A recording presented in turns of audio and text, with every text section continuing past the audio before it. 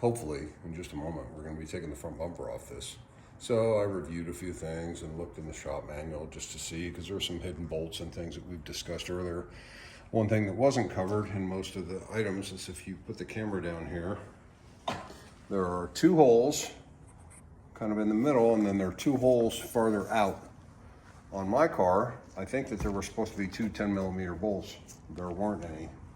But on the outer holes, there were 2 black plugs that were crammed up in there, and they were super tight. So I had to wedge these things out because you could clearly see the bumper wouldn't move with these in there. So I don't know if the owner modified it or if it was something Mazda did that nobody covered, but if you can't get the thing off, check up under there. You may have bolts or some push pins holding it in. So let's see if we can pull this thing off.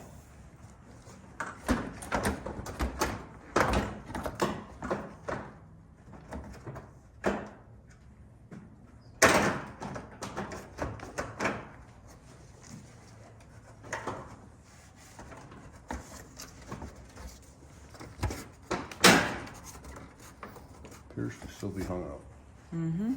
So let me crawl underneath and see what else I can find.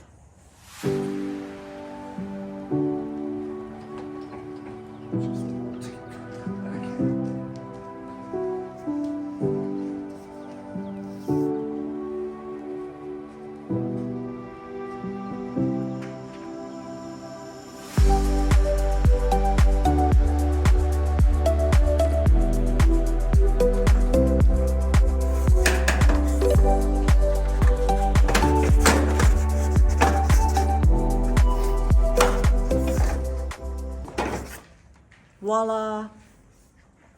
Success. So there was another bolt on there?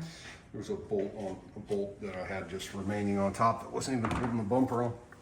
So there it is. And then that's your crash bar that brakes and compresses. Rosie.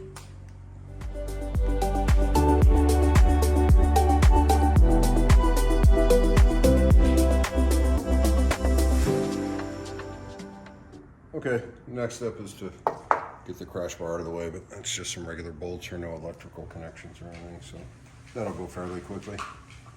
And then I'll have a little more access to where I can start putting this intercooler kit in.